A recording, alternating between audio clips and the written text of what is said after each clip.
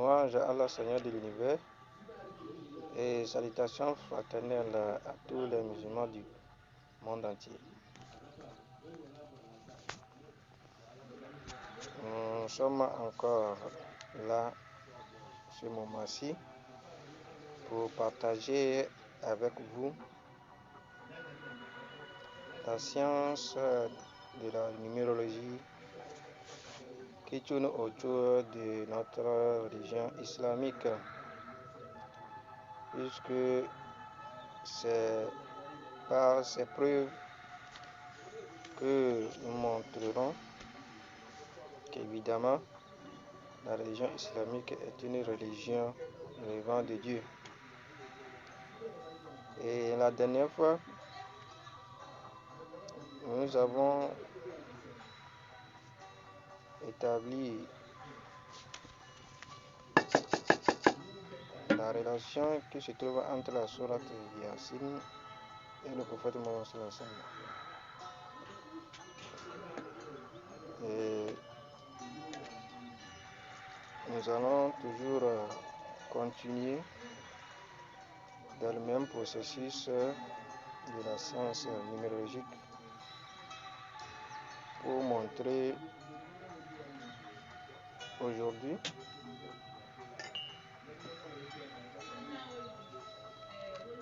la relation qui existe entre cette sourate et la sourate Qadr, la sourate de la destinée, puisque le monde est voué à sa destinée.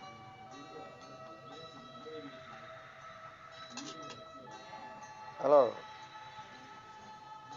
la sourate Yasin, elle est cette sourate que Allah subhanahu wa ta'ala a qualifiée cœur du Coran. Et avec des preuves numériques, nous sommes arrivés à montrer qu'évidemment, elle requiert une place très importante dans le Coran.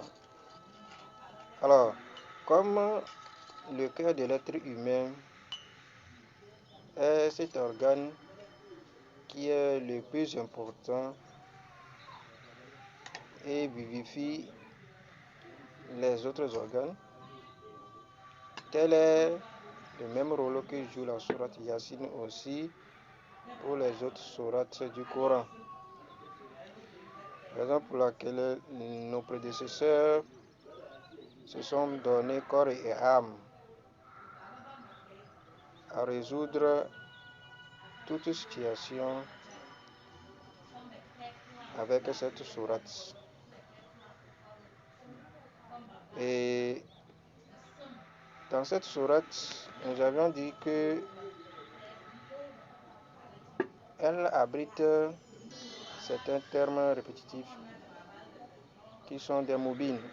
Et ces moubines sont au nombre de 7. Et chacun de ces moubines est en parfaite connexion avec les 7 cieux et les 7 terres, avec chacun des 7 versets de la sourate Fatiha et en même temps avec les 7 points énergétiques de l'être humain. Voilà pourquoi la lecture de cette sourate vous apporte, vous, l'être humain, une révivification, une élévation, une richesse, et en même temps vous avez la science des 99 attributs de Dieu. Donc, nous exhortons à chacun de nous de se donner chaque jour que Dieu fait à la lecture de cette sourate, quel que soit le problème dans lequel l'homme se trouve, lorsqu'il prend ses intentions et se donne à la lecture de cette sourate, Inch'Allah, il trouvera une solution. Allah nous en soit clément. Alors, la relation qui existe entre la sourate Yasin et la sourate Qadr est que chacun des moubines a une place significative dans cette sourate Yasin. Et le premier moubine, comme nous l'avions dit, se retrouve au 12e verset, le deuxième au 17e verset, le troisième au 24e verset, le quatrième au 47e verset, le cinquième au 60e verset, le sixième au 69e verset et enfin le septième au 77e verset. Et quand nous avions fait l'addition linéaire de ces nombres, nous avions trouvé 63, qui est la durée de vie du vécu du prophète Mohammed sur terre. Alors, aujourd'hui, nous allons montrer cette relation qui existe entre elle et la sourate Qadr. Dans le même processus de calcul des nombres, quand nous faisons l'addition de chacun de ces places, quand nous faisons 12 plus 17 plus 24 plus 47 plus 60 plus 69 plus 77, ce qui nous donne 306. Et 306 ici, additionné aux 7 moubines, revient à 313. Et 313 est le nombre des messagers. C'est le nombre des messagers. Et en même temps, elle est la valeur numérique de Sahibu Makama. Sahibu Makama est l'un des noms prophétiques. Sahibu Makama. Alors, puisque le premier verset où se trouve le premier moubine est 12, alors que la sourate Yasin réunit 83 versets. Ceci nous montre en même temps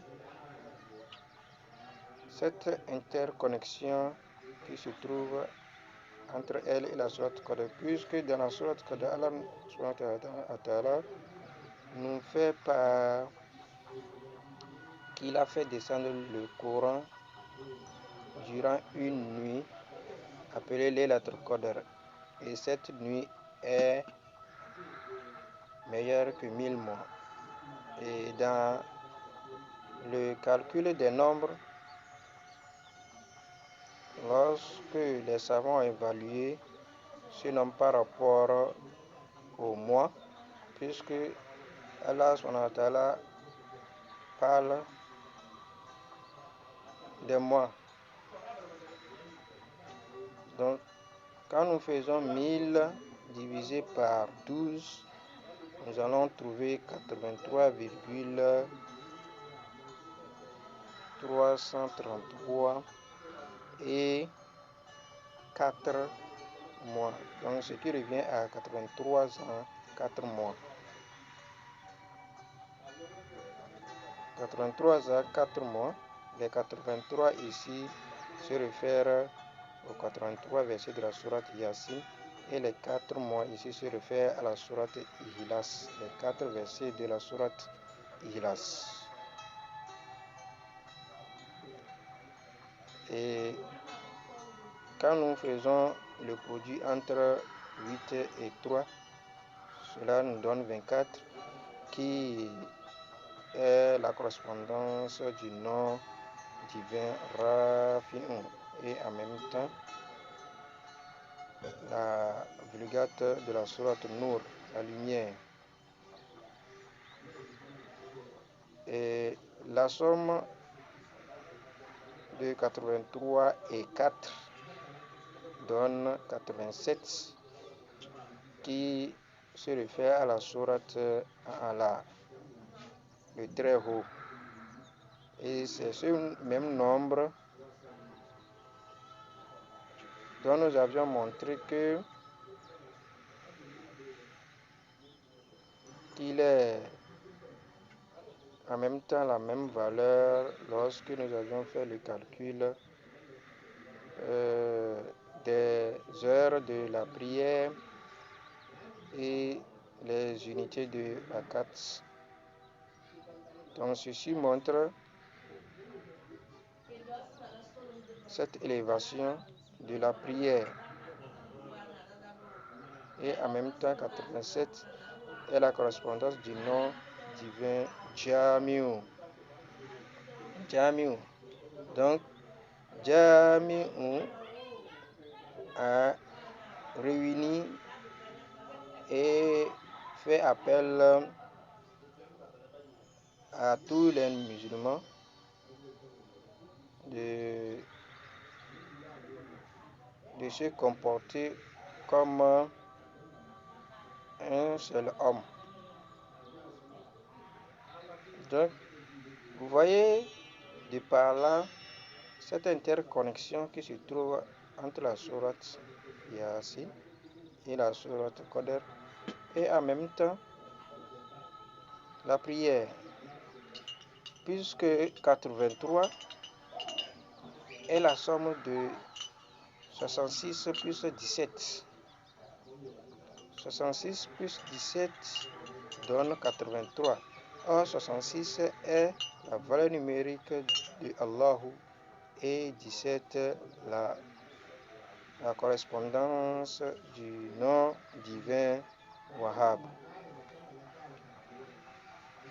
le donateur.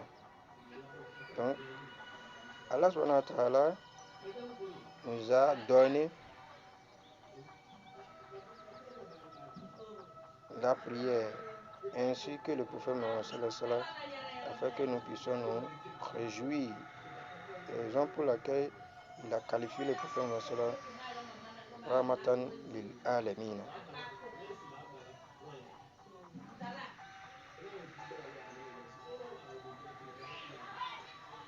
Alors, de la même manière, lorsque nous faisons la combinaison 2 à 2 de l'emplacement de chacun de ces mobiles, il revient à faire, quand nous faisons 12 plus 17, cela nous donne 29. Et 29 ici se réfère aux 29 lettres entrecoupées qui commencent certaines sourates que nous appelons les huruf muqatta'at.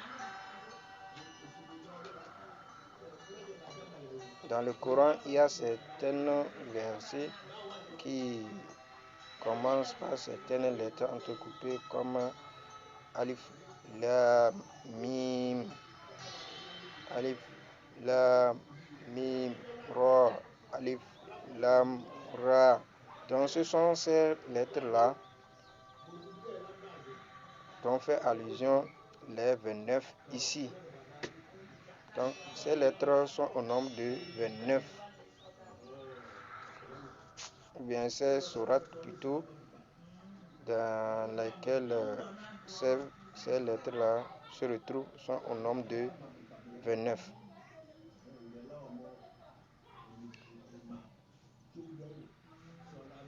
Et quand nous continuons, quand nous nous allons faire aussi 24 plus 47. Cela nous donne 71.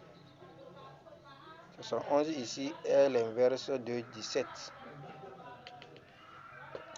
L'inverse de 17 qui est la somme totale des unités de rakat de la prière. Donc, quand Allah veut une chose, il lui suffit de dire soit et cela est. C'est ce qui veut dire 111 ici, parce que 111 dans sa décomposition revient à 70 plus 1. 70 est la valeur numérique de Kun et 1 est la représentation d'Allah subhanahu wa ta'ala.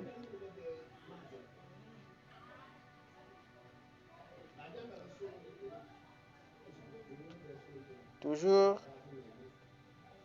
quand nous continuons, quand nous faisons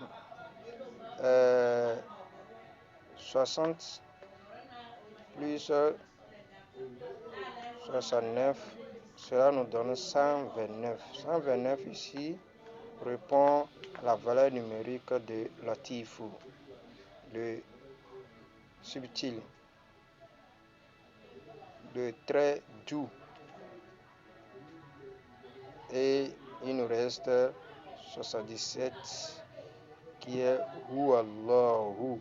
Donc Hu Allahu ici se réfère à celui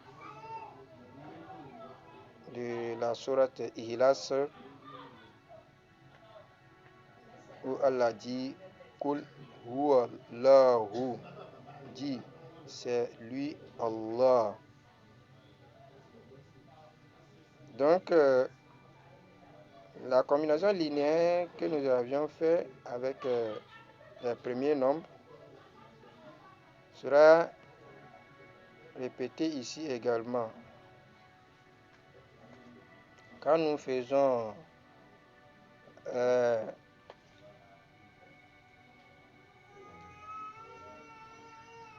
2 plus 9 plus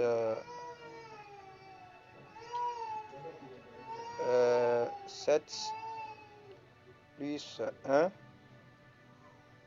plus 1 plus 2 plus 9 plus 7 plus 7 nous donne 45. Donc 45 ici répond à la valeur numérique du nom Adam, le premier être vivant qu'Allah subhanahu wa ta'ala a créé.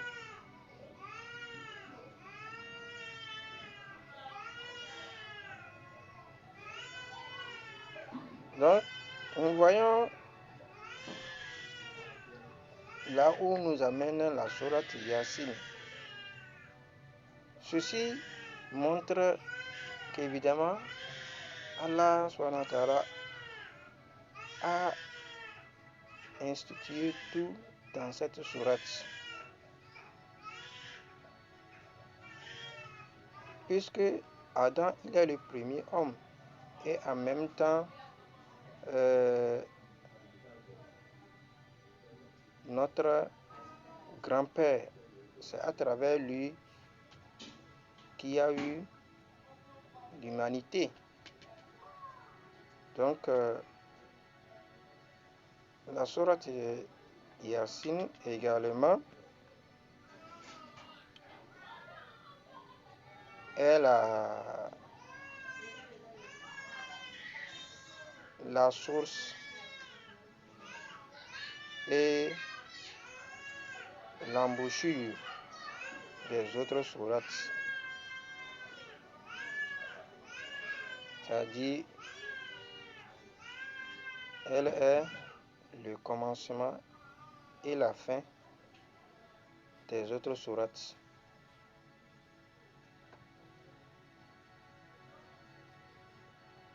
Alors, lorsque nous revenons toujours dans le même processus de calcul des nombres,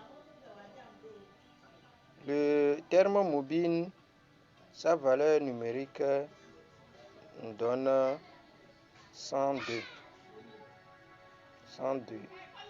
Et Mubin, le mime de Mubin fait référence à Mohammed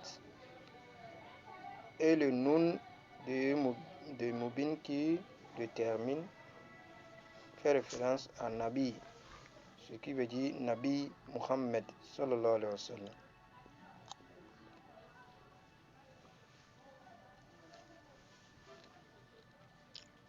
Donc, les deux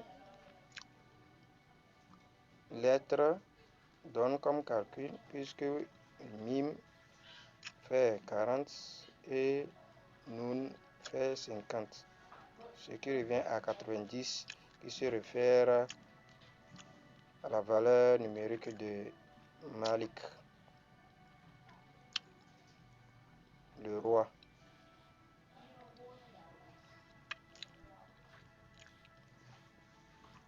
Donc, comme nous l'avions dit, Mubin, sa valeur numérique fait 102 et multiplié par le nombre de fois qu'il est répété, c'est-à-dire 7, cela nous donne 714, qui est aussi la valeur numérique du nom prophétique Imam Muttaqin, le guide des pieux. Le guide des pieux, c'est qui? C'est le prophète Mohammed sallallahu alayhi wa sallam. Donc voilà encore une raison qui nous prouve l'existence du prophète Mohammed sallallahu alayhi wa sallam dans la sourate Yassine, et en même temps la réunification des attributs divins et en même temps celui du Coran, puisque la sourate Yassine est scellée par le nombre 60. Parce que la lettre qui la commence est la lettre Ya et celle qui la termine est la lettre Nun. Donc la somme des deux nous donne 60. Le Ya qui fait 10 et le Nun qui fait 50. Ce qui nous fait 60, référant aux 60 parties du Coran que nous appelons Hizb.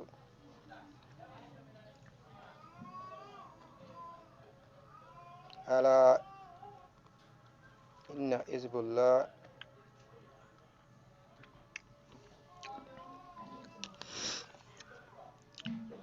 Donc voilà, très chers tous,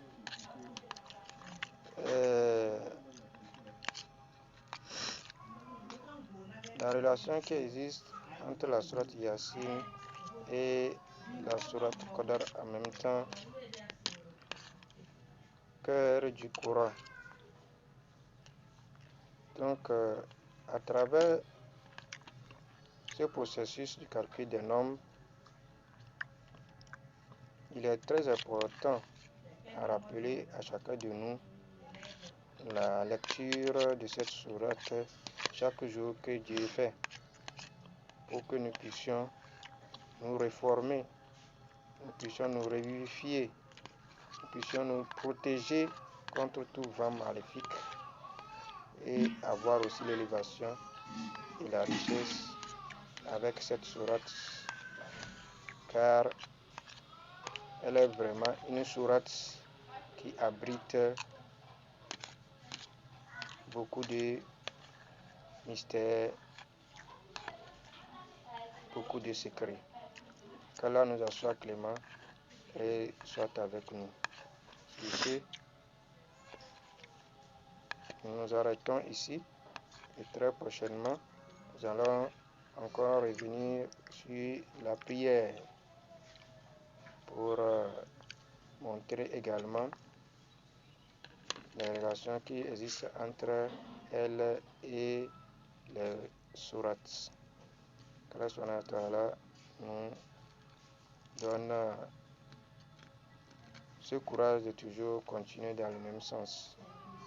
Assalamu alaikum wa rahmatullahi wa barakatuh.